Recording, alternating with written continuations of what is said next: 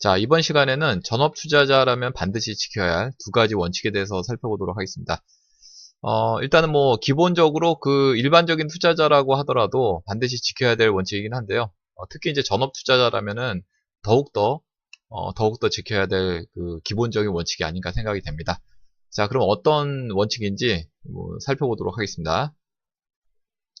자, 첫 번째 원칙.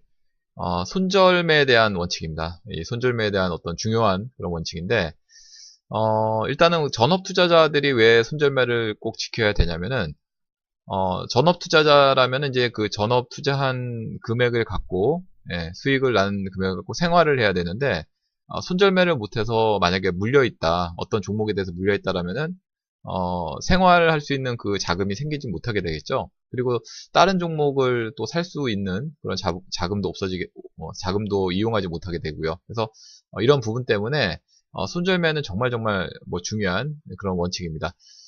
물론 이제 뭐 전업 투자자가 아니라고 하더라도요, 손절매에 대한 기본적인 원칙을 우리가 꼭 알아두어야 됩니다. 그래서 단기적인 그런 손절과 뭐 중장기적인 그런 손절이 있는데, 일단은 이렇게 기본적으로 이제 단기적인 그런 단타적인 매매를 했을 때 손절은, 보편적으로 이제 타이밍을 보고 이제 손절을 하는 겁니다. 기술적 손절이라고도 할 수 있는데요. 보통 이제 1%에서 3% 정도의 짧은 그 손절을 의미하는데, 어떤 기계적인 그런 뭐 손절이라고 할 수 있겠죠. 어떤 종목을 매매를 했는데 그 종목이 그 기술적 관점에서 어떤 지지 라인, 본인이 생각했던 어떤 지지 라인이라든지 어떤 가격적인 그 라인, 어떤 특정한 가격대 라인이 이탈된다라면은 그걸 보고 이제 바로 손절을 하는 그런 내용이 바로 이 단기적인 단타적인 그런 손절이라고 할 수 있겠고요. 그리고 이제 장기 투자자, 중기, 단기 투자자의 손절은 아무래도 이제 단기적인 어떤 악재 뉴스라든지, 수급적인 불균형, 그리고 또 차트가 훼손이 됐을 때, 그럴 때 이제 손절을 하게 되는데, 손절 보면 대체적으로 이제 10에서 20% 정도의 손절 범위를 책정하는 것이 보통입니다. 자, 그럼 실제적으로 손절이 얼마나 중요한지 차트를 보면서 한번 살펴보도록 하겠습니다. 자, 이 종목이 이제 A프로젠 KIC라는 종목인데요. 자, 이 종목을 만약에 요런 구간에서 매수를 했다고 가정을 해봅시다. 매수를 하고 이제 얼마간 뭐 수익이 났는데, 조금 더 상승할 것으로 예상을 해서 만약에 매도를 못했다고 했을 때, 자, 이 종목이 이제 그 지난번에 그 저점대 라인이 이탈하는 구간이 이 부분에서 나오거든요. 자, 여기서 이제 이탈하는 부분이 나오는데, 자, 이렇게 이탈을 했을 때 어떤 지지선이 이탈하면은 그거는 강력한 어떤 그 추가 하락에 대한 그 시그널이거든요. 근데 이렇게 이탈이 됐을 때, 이거 뭐 반등 나오겠지 하는 그런 아니란 생각으로 대처를 못하게 되면은 손실이 이렇게 눈덩이처럼 커지게 되는 이런 그 내용을 겪게 됩니다. 그래서 항상 어떤 기본적으로 여러분들이 주식을 매매를 했을 때 있어서 매수한 이후에 기술적으로 손절할 수 있는 그 위치를 꼭 정하고 매매를 하는 것이 바람직하다. 이 에이프로젠 KIC라는 종목을 보면은 특히나 더욱더 그러한 것 같습니다. 뭐 만약에 뭐 매도 못하면 손실이 뭐 예를 들어서 뭐 700만 원 정도 매수했다. 근데 만약에 매도 못했다. 그럼 700만 원이 불과 며칠 만에 뭐 300만 원대로 줄어들게 되죠. 예.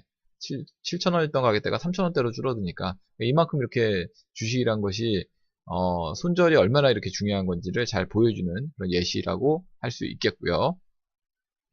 자, 그리고 자, 디지털 옵틱이라는 종목을 한번 또 볼까요? 디지털 옵틱. 자, 이 종목 같은 경우에도 마찬가지입니다. 이 종목도 만약에 예를 들어서 뭐 이런 데 매수를 했다. 이런 데 매수를 했다. 자, 이런 데 매수를 했는데 역시 뭐 매수하고 나서 뭐 손절을 안 하고 예를 들어서 기다렸다. 자, 항상 그 우리가 생각해야 될 자리가 어떤 기술적으로 21선이라든지 그리고 전 저점 이런 라인에 대한 어떤 손절을 중요시 하는데, 자, 이 종목을 매수해 놓고 기본적으로 이탈하는 이런 기술적인 이탈하는 이런 자리에서 손절을 못하게 되게 되면은 계속적인 하락세가 이렇게 나오죠. 계속적인 하락세가 나와서 뭐 1,000원대 있던 주가가 지금 현재는 500원대까지 떨어지는 뭐 이런 상황을 겪게 됩니다. 뭐 반토막이 나는 것이죠. 불과 뭐 2달 정도, 2달여 만에. 그렇기 때문에, 이렇게 이제 기본적으로 우리가, 뭐 기술적 손절에 대해서 기본적으로 우리가 알아둬야 될 것이, 이평선에 대한 어떤 지지선을 중요시를 하고요. 그리고 이제 직전의 저점에 대한 어떤 그 기술적인 지지선을 아주 중요시 하는데, 그 2번이나 이 종목은 그 이탈을 하고 맙니다. 기술적인 이탈을 하고 말죠. 그래서 요럴 때 만약에 매수를 여기서 했다고 해도 요럴 때 손절을 못하게 되면은 하락이 이렇게 추가적으로 했는데 하락이 나오게 돼서 손실이 너무 크게 늘어나는 그런 결과를 볼 수밖에 없는 것입니다. 그래서 이렇게 손절이 중요하다라는 것을 여러분들이 꼭 명심을 하시라는 말씀 좀 드리겠고요. 자, 그리고 이제 전업 투자자의 기본 원칙, 원칙이 때를 기다려라 라는 것입니다. 때. 자, 시간, 타이밍이죠, 타이밍. 예. 자, 때를 기다려라. 타이밍이 정말 중요합니다. 주식은 타이밍의 예술이다라는 말도 쓰게 되는데요. 그만큼 주식을 매수하는 그런 시기, 어떤 투자자 같은 경우에 아주 대투자자 같은 경우에 그 시간을 계속적으로 기다리다가 그 타이밍을 노려서 정확한 매수 지점을 포착해서 매수하기 전까지의 그 과정을 인내하면서 계속적으로 좀 기다리는 그런 내용이 있다고 합니다. 그만큼 이제 주식은 타이밍이 중요한 그런 그 주식일 텐데요.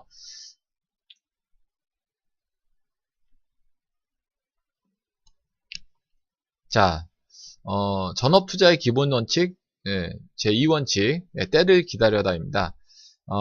때를 기다려다. 이게 무슨 말이냐면은, 매수의 어떤 그 타이밍을 우리가 기다려야 되겠죠. 주식은 타이밍의 예술이다라는 말이 있습니다. 그만큼 이제, 매수하는 그 시점이 얼마만큼 중요하냐, 뭐 이걸 잘 나타내는 말인데요.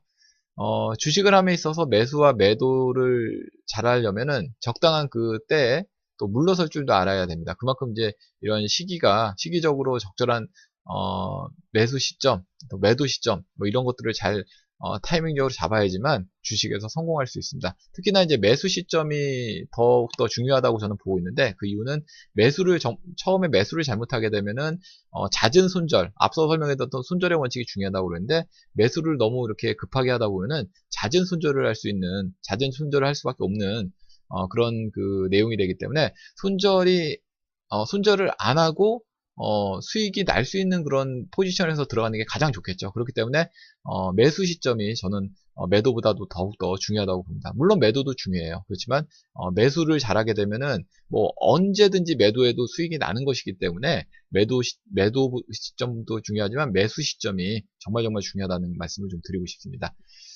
그리고 이제 그 기회를 잡기 위해서 오랜 그 기다림, 인내가 좀 필요한 것이죠.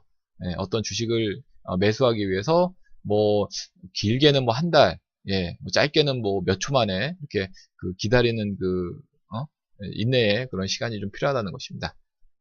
자, 그럼 어떤 그 내용인지 한번 그 때를 기다려다 이게 무슨 의미인지 한번 실제로 차트를 보면서 알아보겠습니다. 자, 디지털 대성이라는 종목을 보면서 때를 기다려야 되는 이유에 대해서 한번 설명해 보도록 하겠습니다. 자, 이 종목을 만약에 요때 매수를 했다고 가정을 해봅시다. 자, 요때 매수를 했는데 이렇게 이제 밀렸을 때, 뭐 아까 이제 손절에 대한 원칙도 제가 중요하다고 말씀드렸는데 손절을 만약에 못하고 그냥 매수를 했다가 좀 계속적으로 횡보하는 그런 흐름이 계속 나오거든요.